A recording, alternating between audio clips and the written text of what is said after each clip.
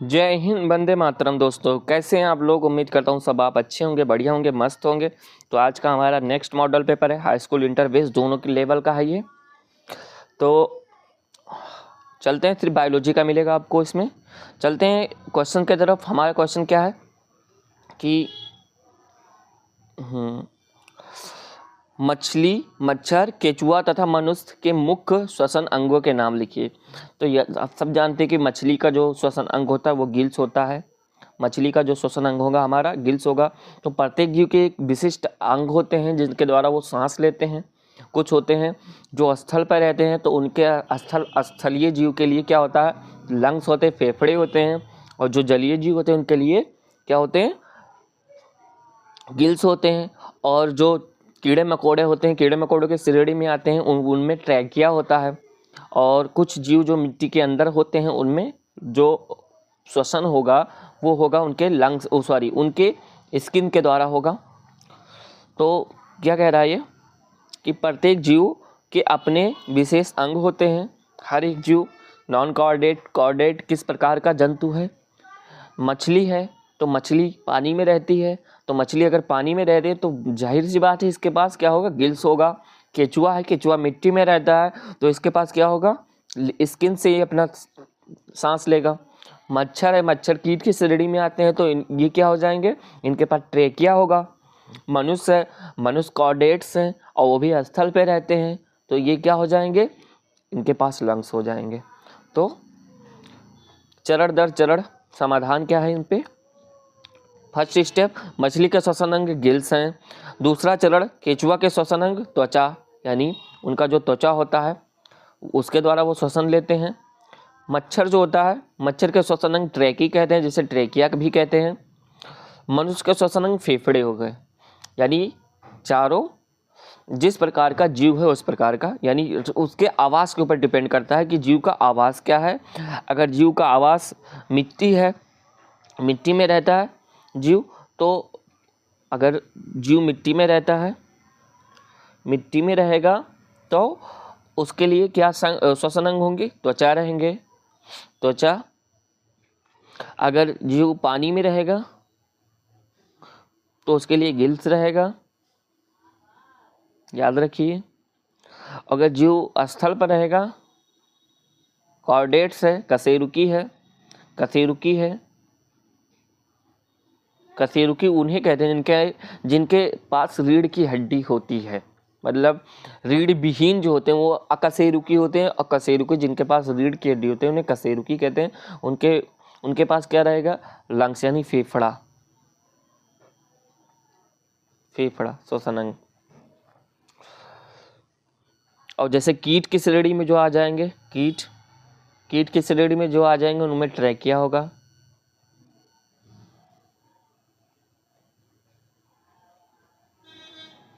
Trachea. तो इसी प्रकार हमारा ये फाइनल होता है। नेक्स्ट क्वेश्चन हमारा क्या हो जाएगा, हाँ क्वेश्चंस यही है। क्वेश्चंस क्या कह रहा है कि पुनर्जनन क्या होता है। पुनर्जनन या फिर मतलब पुनरुद्भवन के भी कह सकते हैं। याद रखिए कि शब्द का फेर है इसमें, पुनर्जनन कहें या फिर पुनरुद्भवन कहें, ये क्या है, यानी ऐसे जीव जिनका शरीर से कोई पार्ट टूट जाए। जैसे यहाँ पे चित्र में आप देख सकते हो, स्टारफिश का पार्ट टूट गया और बाद में ये क्या हो, विकसित हो गई दो, ठीक है, दो भागों में। हाइड्रा में ये पार्ट आधा होकर के, ठीक है, दो भागों में विकसित हो गया, ठीक है। प्लेनेरिया में ये भी आधा होकर के दो भागों में, यानी स्वयं से अपने ही शरीर से कोई चीज़ खंडित हो जाए और वो बाद में विकसित होकर नया जीव बन जाए, वही क्या होता है, पुनर्जनन। जिसे पुनर्जनन कह सकते हैं या फिर पुनरुद्भवन कह सकते हैं। यह जनन की एक विधि है। और कौन से जनन की, अलैंगिक जनन की विधि है। इस जनन में जीवों का शरीर किसी कारण दो या अधिक टुकड़ों में खंडित हो जाए। अगर दो टुकड़ों में होंगे तो दो संततियां, अधिक टुकड़ों में होंगे तो उससे अधिक संततियां होंगी। तथा प्रत्येक खंड अपने खाए हुए भागों को पूर्ण, यानी खोए हुए भागों, यहाँ पे खोए हुए भागों होना चाहिए, खोए हुए भागों का पूर्ण विकास करके पूर्ण विकसित नए जीव में परिवर्तित हो जाता है। और वो धीरे धीरे विकास कर ले और पूर्ण विकसित नए जीव में परिवर्तित हो जाएगा और सामान्य जीवन यापन करेगा। जैसे पहले करते थे। इस प्रकार के जनन राइजो स्पाइरोगायरा, हाइड्रा तथा प्लेनेरिया में होता है। देख सकते हैं प्लेनेरिया, हाइड्रा और नक्षत्र मछली यानी स्टारफिश का जो चित्र दिया गया है, क्या हो गया, ये अपना शरीर से टूट गया इसके शरीर से, और ये भी एक विकसित जीव बन गया। क्या बन गया? एक विकसित जीव। इसका शरीर से टूट गया, ये दो भाग में हो गए, और यहाँ पे क्या, दो विकसित जीव होंगे। यहाँ पे दो भाग हो गए, यहाँ पे क्या हो गया, दो विकसित जीव हो गया। तो ये से पुनर्जनन कहते हैं, यानी इसका एक नाम और है पुनरुद्भवन। एक मिनट, हाँ, इसे एक नाम और कहते हैं, जिसे क्या कहते हैं, पुनरुद्भवन प्रक्रिया, यानी पुनर्जनन कहो या फिर पुनरुद्भवन कहो। नेक्स्ट, लैंगिक संचारित रोग को परिभाषित कीजिए, यानी जो रिप्रोडक्शन के दौरान फैलते हों, यानी यौन संबंध बनाने के दौरान जब कोई रोग फैलता हो तो उसे लैंगिक संचारित रोग कहते हैं। इनके दो उदाहरण भी दीजिए। तो इसे समझते हैं, ये हाई स्कूल इंटर दोनों में बहुत ट्रेंडिंग लेवल का क्वेश्चन है।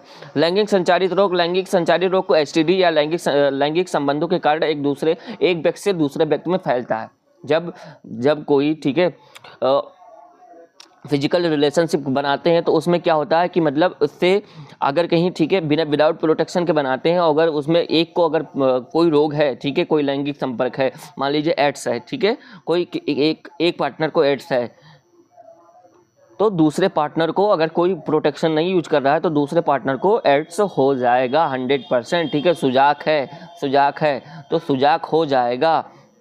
उपदंश हो जाएगा, ठीक है, यानी एक से दूसरे में फैल जाएगा, और फैल जाएगा तो ये जिंदगी नरक का काम कर देगा, इसमें तो तुरंत जिंदगी बर्बाद कर देगा एड्स, ठीक है।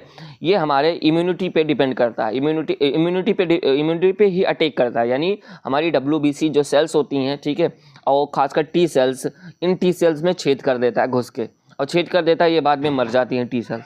और टी सेल्स हमारी जब मर जाएंगी तो फिर हमारा जब इम्यूनिटी ही ख़त्म हो जाएगा तो हमारी जीवन कैसे रहेगी? तो हमारा पूरा जीवन इसी टी सेल्स के ऊपर डिपेंड होता है।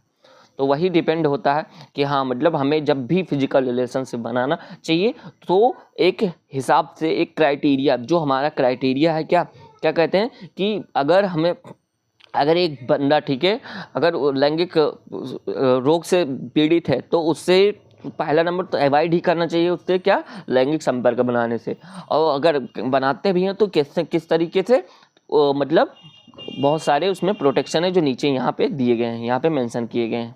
तो उसमें क्या बताया है कि एक व्यक्ति से दूसरे व्यक्ति में कब फैलते हैं? लैंगिक संपर्क बनाते वक्त, ठीक है। जैसे एड्स हो गया, सुजाक हो गया, सिफिलिस हो गया आदि। ये रोग सामान्यतः एक से अधिक व्यक्तियों के साथ असुरक्षित यौन संबंध बनाने से होते हैं, यानी जब एक से अधिक व्यक्तियों में बनाएंगे, एक से अधिक व्यक्तियों में असुरक्षित यौन संबंध, तब ये रोग फैल सकता है, ठीक है। इसलिए रोगों से बचाव के लिए असुरक्षित यौन संबंधों से बचना चाहिए, ठीक है, या फिर इसके लिए कंडोम का उपयोग करना चाहिए। यौन संचारित रोग दो प्रकार के होते हैं, निम्नलिखित कौन कौन से? आतशक, जिसे सिफिलिस कहते हैं, ठीक है, सिफिलिस या लैंगिक संपर्क द्वारा फैलने वाला रोग है, ठीक है, या वेनेरल रोग या लैंगिक रोग भी कहते हैं इसे, ठीक है। आतशक का कारक कौन सा बैक्टीरिया होता है? ट्रिपोनीमा पॉलीडम बैक्टीरिया है, ठीक है, और ये सब पेनिसिलिन, ठीक है, और टेट्रासाइक्लिन जैसी दवाइयों से ही ठीक होते हैं, ठीक है। तो ट्रिपोनीमा पॉलीडम एक बैक्टीरिया है, उसके कारण होता है। इस रोग में धीमा ज्वर, हल्का बुखार, जननांग पे घाव हो जाना, रोग पुराने होने पर यकृत पे हमारे दिक्कत आ जाना, यकृत पे यानी यकृत जैसे सूजन, यकृत सूजन जैसी समस्याओं का सामना करना, पीलिया जैसी संबंधी रोग, ठीक है, यकृत से ही होता है। अस्थियाँ नाजुक हो जाना, ठीक, मस्तिष्क से संबंधित जैसे लकवा सारी चीज़ें, ठीक है, ये सारी चीज़ें। मतलब हृदय स्पंदन बढ़ जाना, घट जाना, सारी समस्याएं ऐसे प्रभावित होंगी, ठीक है। मस्तिष्क में के संक्रमण होने से लकवा, पैरालाइसिस हो सकता है, ठीक है। उपचार क्या है? पेनिसिलिन नामक एंटीबायोटिक से लाभ होता है। पेनिसिलिन के जगह पे टेट्रासाइक्लिन भी यूज कर सकते हैं इनमें, वो उस पर डिपेंड करता है कि किस प्रकार का यहाँ पे किस प्रकार का कंडीशन है। सुजाक रोग, गोनोरिया गोनोरिया या लैंगिक, इसे सुजाक भी कहते हैं। मतलब आपको बुक में सुजाक देखने को ही मिलेगा। गोनोरिया भी नाम है, सुजाक भी नाम है। यह रोग या भी लैंगिक संपर्क द्वारा फैलने वाला रोग है। ठीक है। सुजाक का कारण नीसेरिया गोनोरी एक प्रकार का बैक्टीरिया है, उसके कारण होता है। इसके संक्रमण से जनन तंत्र में के श्लेष्मिका, जो श्लेष्मिका होती है, जो उसको तर रखती है, ठीक है, उसमें क्या हो जाती है, उसमें संक्रमण हो जाता है तथा उसमें घाव हो जाते हैं। और धीरे धीरे घाव से, ठीक है, शरीर से संक्रमण शरीर के धीरे धीरे बाकी अंगों में भी फैलने लगता है। और स्त्री में, ठीक है, ये बांझपन का कारण बन सकता है। मूत्र में अम्लीयता का कारण, अत्यधिक जलन होगी मूत्र त्याग करते समय। बाद में संक्रमण के कारण अगर मेल हैं तो उनके प्रोस्टेट ग्लैंड्स में, ठीक है, तथा मूत्राशय, ये दोनों प्रभावित हो जाएंगे।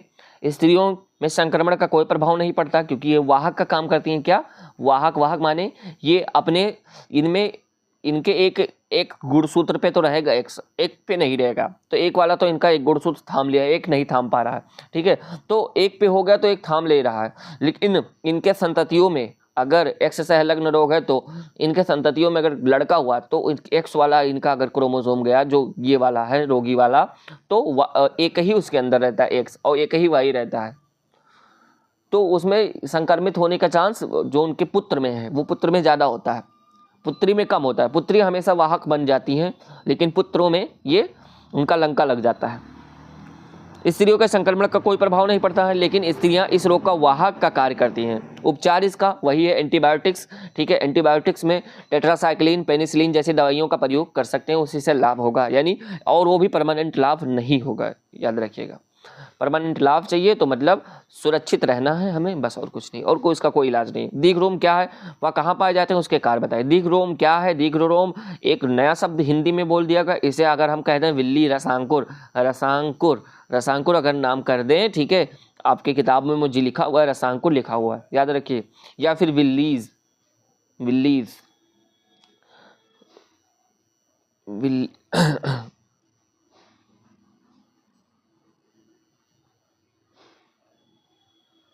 विल्लीज रसांकुर, ठीक है। दीर्घरोम का कहाँ पाए जाते हैं भैया? ये हमारी छोटी आंत में पाए जाएंगे, क्योंकि रसांकुर हमारे छोटी आंत में होती है। जब हमारे भोज्य पदार्थ जब पच जाते हैं तो उनका अवशोषण होता है, छोटी आंत में ही होता है। तो क्षुद्रांश यानी छोटी आंत की अतिरिक्त आंतरिक भित्ति पर हजारों उंगली के समान उभरी हुई संरचना पाई जाती है, इसे दीर्घरोम अथवा रसांकुर कहते हैं। यदि जो ऐसे छोटी आंत, मान लीजिए छोटी आंत का ये पाइप है, तो यहाँ पे ऐसे उभरी संरचना पाई जाएगी बहुत सारी, और वो अवशोषित करने के लिए प्रेरित करती है हमारी, क्योंकि जो पच जाता है भोजन यही अवशोषित होता है छोटी आंत में। यानी छोटी आंत में या मतलब दीर्घरोम कहाँ? छोटी आंत में पाए जाते हैं। इसका कार्य क्या है? इसका कार्य पचे हुए भोजन के अवशोषण हेतु तल के क्षेत्र को बढ़ा देते हैं। इसका जो तल होता है उसका क्षेत्र क्या करते थे? उसका क्षेत्र को बढ़ा देते हैं। और प्रत्येक दीर्घरोम में सूक्ष्म रुधिर वाहिकाओं का जाल फैला होता है। बहुत सारे रुधिर वाहिकाएं होती हैं जिन्हें कैपिलरीज कहते हैं, ठीक है, उनमें जाल फैला होता है। दीर्घरोम की सतह पर पचे हुए भोजन का अवशोषण होता है तथा रुधिर वाहिकाओं में चला जाता है। रुधिर वाहिकाओं से ऊतकों में चला जाता है, ऊतकों से मतलब कोशिकाओं में धीरे धीरे वो अवशोषण होगा। ये देख सकते हैं कि हमारे रसांकुर का कुछ इस प्रकार का चित्र होता है, ऐसे अंगुली नुमा, ये अंगुली नुमा चित्र है हमारा। ये कहाँ होगा? हमारी छोटी आंत में, यहाँ पे होगा, यहाँ वाले भाग पे। ये छोटी आंत वाला भाग है, ये जो बीच में है, ये जो मैं गोला बना रहा हूँ,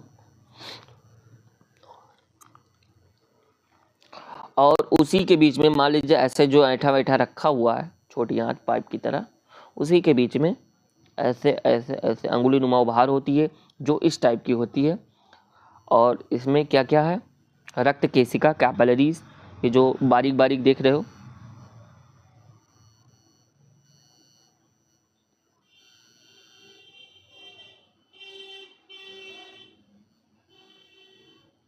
यहाँ बारीक बारीक, ये सब क्या है? हमारी कैपिलरीज हैं। और ये क्या है? आस्तर है, ये मतलब सोखने का काम करती है। ये सब सोखने का काम करती है, जो पचा हुआ चीज़ है। ये लैक्टिल है अंदर वाला, जिसके कारण, ठीक है, ये सिकुड़ता है, ये फैलता है, जिसके कारण ये पृष्ठ तल को बढ़ाता घटाता रहता है। तो वही सारी चीज़ें हैं। और चित्र देख लीजिए और वैसे ही बनाने को आ सकता है आपका। PDF आपको डिस्क्रिप्शन बॉक्स में मिल जाएगा, आपको PDF, आप PDF वहाँ से डाउनलोड कर सकते हैं।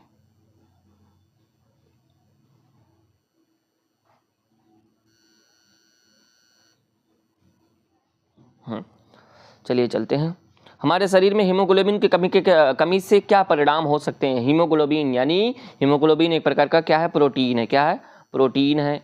और उस प्रोटीन की वजह से रक्त का रंग लाल होता है, यानी RBC का रंग लाल होता है। RBC का रंग लाल होता है।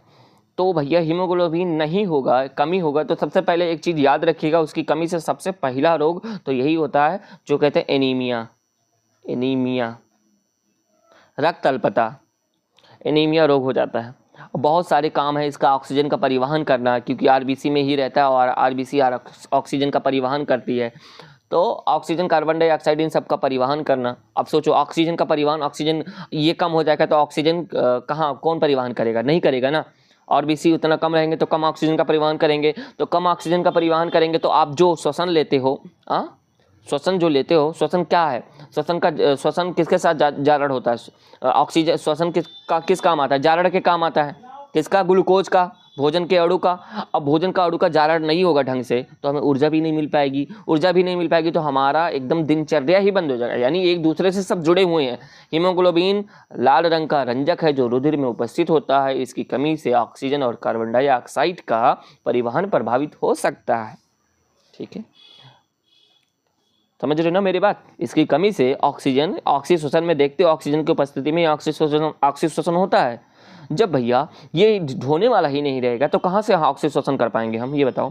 हीमोग्लोबिन फेफड़े से ऑक्सीजन प्राप्त कर उसे शरीर में पहुँचाता है। यदि अगर कोई समस्या हो जाए, देख लो, यदि हीमोग्लोबिन की मात्रा कम हो जाएगी तो शरीर के विभिन्न भागों में ऑक्सीजन की आवश्यक मात्रा नहीं पहुंच सकेगी। इसके परिणाम स्वरूप क्या नतीजा निकलेगा कि भोजन का ऑक्सीकरण ढंग से नहीं हो सकेगा तथा ऊर्जा का उत्पादन भी कम होगा। और जब ऊर्जा का उत्पादन कम होगा तो हमारा शरीर काम कर पाएगा नहीं ना। इससे शारीरिक कमजोरी बढ़ेगी। हीमोग्लोबिन की कमी की स्थिति में को रक्त अल्पता के नाम से भी जो हीमोग्लोबिन की कमी होती है उस स्थिति को रक्त अल्पता यानी एनीमिया भी कहते हैं। तो उम्मीद करता हूँ ये आपको समझ में आया होगा। श्वास नली या ट्रेकिया क्या है। श्वास नली अलग है, ट्रेकिया अलग है। ठीक है, या फिर कीटों में जो ट्रेकिया होती है उसको कह सकते हो, वो भी एक प्रकार का पाइप होता है। ठीक है, तो उसे भी श्वास नली कह सकते हो। और अगर आप इसे रिलेट करोगे ह्यूमन से तो ह्यूमन में अलग चीज होती है। कीटों का है, इसका एक मिनट। श्वास नली या ट्रेकिया, श्वास नली या ट्रेकिया क्या है। उत्तर श्वास नली या ट्रेकिया द्वारा, यानी ये ह्यूमंस का नहीं है लेकिन ये ट्रेकिया एक प्रकार का नली का ही भाग काम करता है, तो इसे श्वास नली नाम कह सकते हैं या फिर ट्रेकिया भी कह सकते हैं। तो श्वास नली या ट्रेकिया द्वारा श्वसन कीटों या टिड्डा तथा तिलचट्टा में होता है। ये सब ट्रेकिया द्वारा, ठीक है, नली होती है उसी के द्वारा ही श्वसन लेते हैं। डायरेक्ट धंसे होते हैं उनके ऊतकों में। हम लोगों में जो श्वास नली है लंग्स तक गई है, लंग्स से, ठीक है, खून के द्वारा वो जाती है हमारे ऊतक तक, कोशिका तक। लेकिन ये डायरेक्ट कहाँ घुसा हुआ है इनके, ये ट्रेकिया, ये डायरेक्ट इनका संपर्क होता है ऊतक से और डायरेक्ट ऊतक से संपर्क होता है। तो इनमें क्या चाहिए हो या ना हो, लंग्स, ठीक है, ये स्किन हो या ना हो, फर्क नहीं पड़ता। ये ट्रेकिया है डायरेक्ट ऊतक में, ऊतक से ज्वाइंट है, उनका डायरेक्ट ऊतक से जुड़ी होती है। इनको कोई मतलब नहीं, आर या पार कोई हो। ट्रेकिया शरीर के भीतर, ट्रेकिया शरीर में भीतर स्थित अत्यंत शाखित हवा भरी नलिका है जो एक और सीधे ऊतकों से संपर्क में होती है, मतलब डायरेक्ट धंसी होती है ऊतक में, तथा दूसरी ओर शरीर की सतह पर श्वास रंध्र नामक छिद्रों के द्वारा से खुली होती है। मतलब एक मान लीजिए कि ये ट्रेकिया बना है, ये ट्रेकिया है, तो ऊपर वाला भाग मान लीजिए शरीर का ऊपरी भाग है और यहाँ पे छिद्र होना चाहिए, यहाँ पे छिद्र होना चाहिए, जैसे हमारे रोम होते हैं तो मतलब एक बारीक छिद्र। और ये हमारी ऊतक है, बहुत सारी ऊतक हैं, ठीक है, ऊतक हैं। तो ये डायरेक्ट ऊतक से धंसी हुई, ऊतक में धंसी हुई और इसका एक सिरा खुला हुआ है, तो सांस यहाँ से आती, हवा आती है जिसके द्वारा ये ले लेते हैं ऊतक और इनका काम चल जाता है।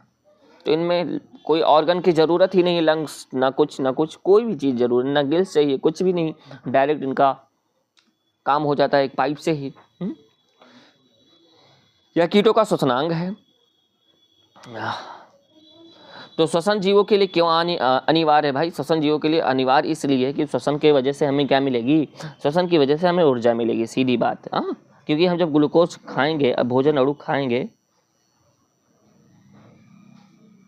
तो भोजन अणु का जारण होना चाहिए। किसके उपस्थिति में? ऑक्सीजन की उपस्थिति में। तो अब सीधा समझ सकते हो कि काहे आवश्यक है।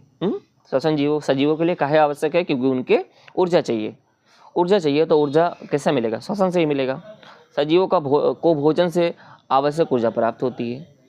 भोजन से ऊर्जा मिलती तो है, लेकिन वो जारण होती है किसके द्वारा? श्वसन के द्वारा। पचे हुए भोज्य पदार्थों से ऊर्जा का उत्पादन ऑक्सीकरण के द्वारा होता है। अब ऑक्सीकरण कैसे होगा? ऑक्सीकरण ऑक्सीजन की उपस्थिति में ही होगा। ऑक्सीकरण में ऑक्सीजन की उपस्थिति अनिवार्य है, अन्यथा ये नहीं हो पाएगा। ऑक्सीजन की अनुपस्थिति में होने वाले अवायवीय ऑक्सीकरण की कमी में काफ़ी कम ऊर्जा उत्पन्न होती है। अगर ऑक्सीजन की उपस्थिति ना हो, ऑक्सीजन की उपस्थिति ना हो, ऑक्सीजन की उपस्थिति ना हो, उसके द्वारा मतलब बिना ऑक्सीजन में कोई अगर सांस हो तो वो अवायवीय श्वसन होती है, जिसे कहते हैं कि एक अनाक्सी श्वसन के नाम से भी जानते हैं उसे।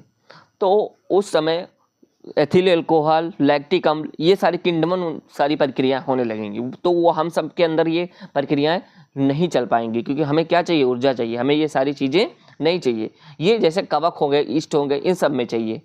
ये सब अनाक्सी श्वसन करते हैं। तो ऑक्सीजन की अनुपस्थिति में होने वाले कौन सा श्वसन होता है? अवायवीय। तो उसमें ऑक्सीकरण की काफ़ी ऑक्सीकरण जब होता है, जब ग्लूकोज का अणु ऑक्सीकरण होता है, हम लोगों में 38 ATP मिलता है, और इन लोगों में जब ऑक्सीकरण होता है तो 2 ATP मिलता है। सोच लो, 38 और 2 कितना अंतर है? में काफ़ी कम ऊर्जा मुक्त होती है शरीर, लगभग 2 ATP, याद रखिएगा, 2 ATP। 1 ATP लगभग 17.5 कैलोरी ऊर्जा होती है। 17 से 17.5, 17 मान के चलो, 17 गुणे 2 बराबर 34 कैलोरी ऊर्जा। 34 कैलोरी ऊर्जा लगभग ये पाएंगे, और हम लोगों में 673 से 680 तक कैलोरी ऊर्जा मिल जाती है। तो ऑक्सीजन की उपस्थिति में इतना पा जाओगे, ऑक्सीजन की अनुपस्थिति में 34 कैलोरी ऊर्जा पाओगे भैया, याद रखिएगा।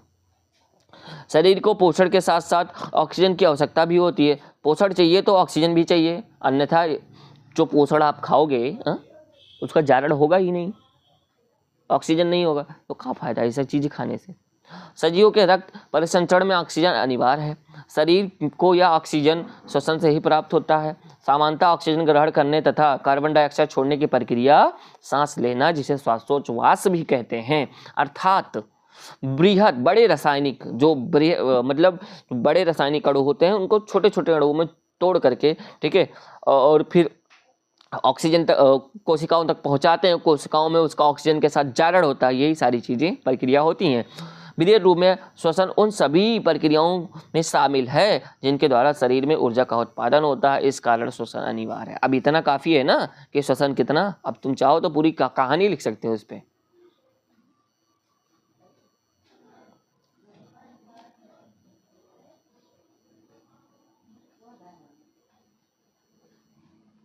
नेक्स्ट क्या है हमारा क्वेश्चन? पारिस्थितिकी तंत्र में उत्पादक का क्या कार्य है? उत्पादक यानी पेड़ पौधे का। अब पेड़ पौधे का क्या कार्य है? पेड़ पौधे समझ जाओ क्या कार्य है। ये नहीं रहेंगे तो क्या होगा? ऑक्सीजन जो रिलीज करता है कौन बनाता है? हम लोग तो सब कार्बन डाइऑक्साइड ही छोड़ते हैं। ऑक्सीजन कौन बनाता है? भोजन के बनाने के दौरान, ठीक है, ये कार्बन डाइऑक्साइड लेते हैं, लेकिन जब बन जाता है भोजन इनका ग्लूकोज, तो ऑक्सीजन के अणु भी बनते हैं, जो कि ये छोड़ देते हैं ऑक्सीजन। हालांकि ये भी लेते हैं श्वसन के दौरान ये ऑक्सीजन ही लेंगे, लेकिन कार्बन डाइऑक्साइड कब लेंगे? भोजन बनाने के दौरान। उस समय ये ऑक्सीजन रिलीज कर देंगे, बनेगा तब। तो पारिस्थितिकी तंत्र में उत्पादक का क्या कार्य? उत्पादक वही, अगर उत्पादक नहीं रहेंगे भैया, अगर कोई का उपभोक्ता की एक कड़ी भी हटा दो, उपभोक्ता छोड़ो, ठीक है, उपभोक्ता में जैसे मान लीजिए तुमने एक कवक बैक्टीरिया को हटा दिया, तो भी बहुत सारी दिक्कत आ सकती है। तो चलो देखते हैं आगे, वैसा क्वेश्चन भी लिया हूँ। तो क्या कह रहा है? उत्पादक पारिस्थितिकी तंत्र का महत्वपूर्ण घटक है। भाई वो नहीं रहेगा तो हम लोग नहीं रहेंगे। हरे पौधे एकमात्र उत्पादक हैं या प्रकाश संश्लेषण द्वारा अपना भोजन स्वयं बनाते, कह सकते हैं स्वापोषी होते हैं। ठीक है, प्रकाश संश्लेषण क्रिया के फलस्वरूप कार्बनिक यौगिक कार्बोहाइड्रेट का निर्माण होता है, जैसे कि ग्लूकोज का निर्माण होता है, जो कि इनके लिए जरूरी है, जो हरे पौधे में विभिन्न रूपों में विभिन्न रूप में संचित रहता है, या हरे पौधों पर ही पारिस्थितिकी तंत्र के सारे सजीव निर्भर रहते हैं। ठीक है, हरे पौधों पर ही पारिस्थितिकी तंत्र के सारे सजीव निर्भर रहते हैं। कोई भी होगा, सब हरे पौधों पे ही निर्भर रहेंगे। मान लीजिए कह दो कि हाँ शेर पौधे नहीं खाता, हाँ शेर पौधे नहीं खाता, लेकिन शेर जिस जानवर को खाता है वो तो पौधा खाता होगा। शेर खरगोश को खाता है, खरगोश तो घास खाता है। तो अगर घास ही नहीं रहेगा, पादप ही नहीं रहेंगे, तो खरगोश कहाँ रहेगा? और खरगोश नहीं रहेगा तो शेर किसको खाएगा? शाकाहारी जीवों को मांसाहारी वाले खा लेंगे, तो मांसाहारी अगर शाकाहारी ही नहीं रहेंगे तो मांसाहारी कहाँ से रह पाएंगे? अर्थात यह सभी सजीवों को पोषण प्रदान करता है। थोड़ा टाइपिंग मिस्टेक है, सजीवों को पोषण प्रदान करते हैं, यानी कौन? पादप। किण्डवन किस प्रकार का श्वसन है? किण्डवन भैया फर्मेंटेशन, अभी मैं समझाया किण्डवन में। ठीक है, एथिल अल्कोहल ये सारी चीजें बनती हैं जो कि ऑक्सीजन की अनुपस्थिति में बनती है, मतलब अवायवीय श्वसन में। क्या? अनाक्षी श्वसन कह सकते हैं, अवायवीय श्वसन कह सकते हैं, दोनों नाम एक ही है। ठीक, उसी में किण्डवन प्रक्रिया होती है जो यीस्ट के द्वारा होता है। तो किण्डवन प्रक्रिया का किस प्रकार का श्वसन है या कहाँ होता है? यह किण्डवन एक अवायवीय श्वसन है, यानी अनाक्षी श्वसन है। इसमें पाइरुवेट का 2 अणु बनता है। यह क्रिया कोशिका द्रव में होती है, कोशिका द्रव में होते हैं। इसका प्रत्येक चरण विशिष्ट एंजाइम द्वारा उत्प्रेरित होता है। किण्डवन वह प्रक्रिया जिसमें पाइरुवेट ऑक्सीजन की अनुपस्थिति में इथेनॉल एवं C2 इथेनॉल अल्कोहल और CO2 में परिवर्तित होता है। यह क्रिया ईस्ट में होती है। जैसे कि इनको चाहिए C6 एस्टोयल O6 और इनको ऑक्सीजन नहीं चाहिए। क्या चाहिए? ईस्ट में ऑक्सीजन नहीं चाहिए। क्या बनेगा? 2 अणु बनेगा कार्बन डाइऑक्साइड का, और क्या बनेगा? एथिल अल्कोहल,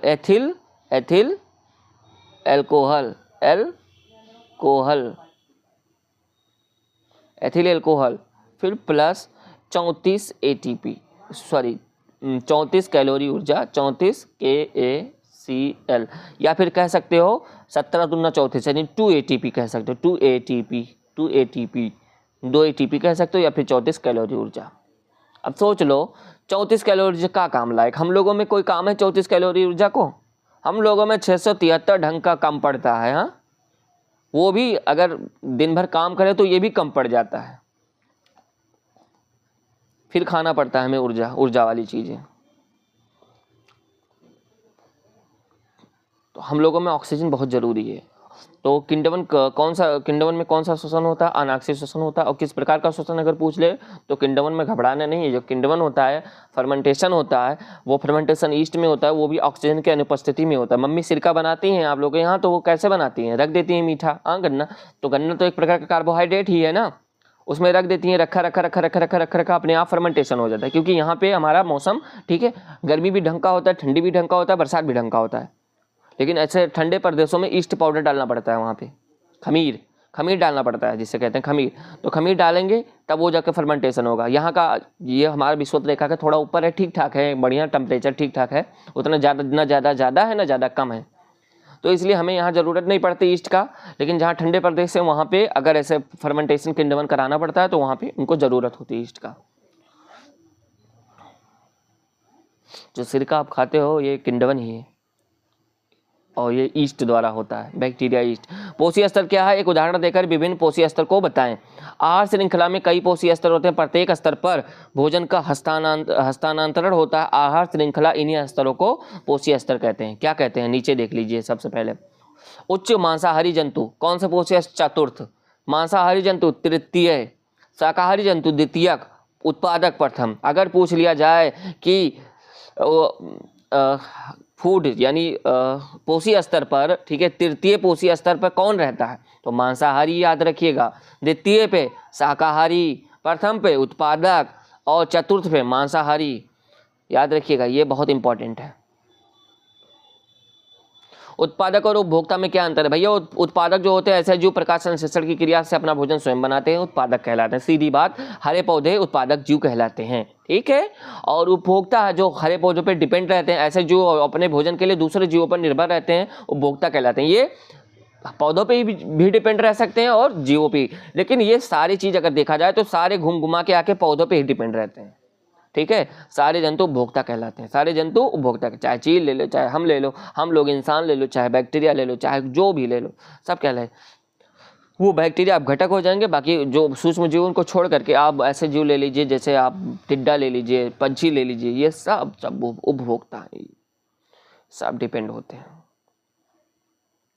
क्या कह रहा है? अगर किसी पोषण स्तर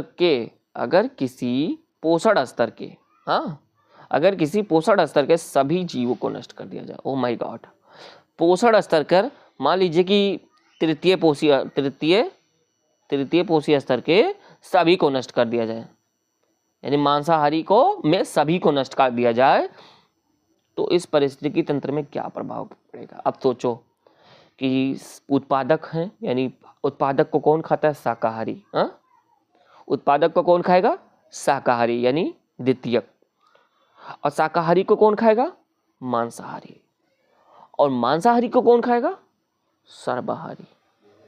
तो याद रखिएगा, ये जो मांसाहारी तृतीयक हैं, इनको सबको नष्ट कर दिया जाए तो शाकाहारी को कौन खाएंगे? वही सर्वाहारी खाएंगे जिनको मिल रहा है, ठीक है। और जैसे हम लोग हो गए, हम लोग जंगल में जाएंगे तो है नहीं, हम लोगों को भाई सेकंड ऑप्शन है, अनाज भी है, हम खा सकते हैं। लेकिन और जो जंगल में रहते हैं केवल और केवल क्या? शाकाहारी जीवों पे ही डिपेंड रहते हैं, जैसे खरगोश, शेर है। शेरों को मार दो तो भाई खरगोश, ये छोटे छोटे जीव हैं जो घास वास खाते हैं, ये क्या खाएंगे? ये जो खाते हैं इनको कौन खाएगा? तो मतलब इनकी संख्या बढ़ेगी नहीं बढ़ेगी? मतलब ये जो हरे पादप को खाते हैं, घास भूसा, इनकी संख्या बढ़ेगी। और जब इनकी संख्या बढ़ेगी तो ये खूब, जब ज़्यादा से इनकी समष्टि बढ़ जाएगी तो ये क्या करेंगे? ये यही करेंगे, मतलब हरे पादप को खाएंगे। और हरे पादप को खाएंगे तो एक समय ऐसा आएगा कि हरे पादप ही खत्म हो जाएंगे। और हरे पादप ही खत्म हो जाएंगे तो ऐसा आएगा कि पूरा का पूरा रेगिस्तान हो जाएगा। हाँ, देखो कितना दूर तक सोच गए।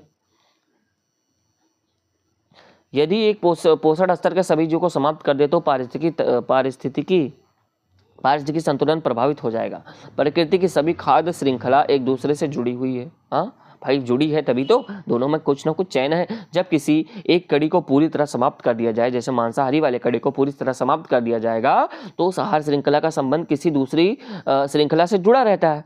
जैसे कि नीचे वाले किससे? शाकाहारी से जुड़ा है अगर मांसाहारी है तो। यदि आहार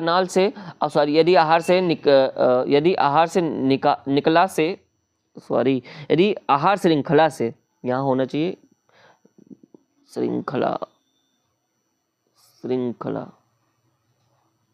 यदि आहार श्रृंखला से शेरों को मार दिया जाए तो घास चरने वाले हिरणों, ठीक है, या घास चरने वाले जीवों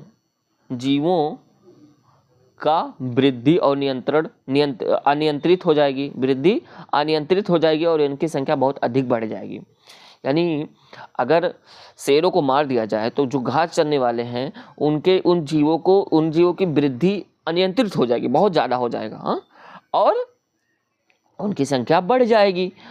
उनकी बढ़ी हुई संख्या घास और वनस्पतियों को खत्म कर देंगी, खा के खत्म कर देंगी भैया, ठीक है। कौन लगाने जाएगा पादप की कर देंगी, ठीक है। वह क्षेत्र रेगिस्तान बन जाएगा। सहारा रेगिस्तान इसी प्रकार के पारिस्थितिकी परिवर्तन का उदाहरण है। थार मरुस्थल देख लीजिए, सहारा मरुस्थल, ठीक है, सहारा मरुस्थल इसी का उदाहरण है, एग्जाम्पल।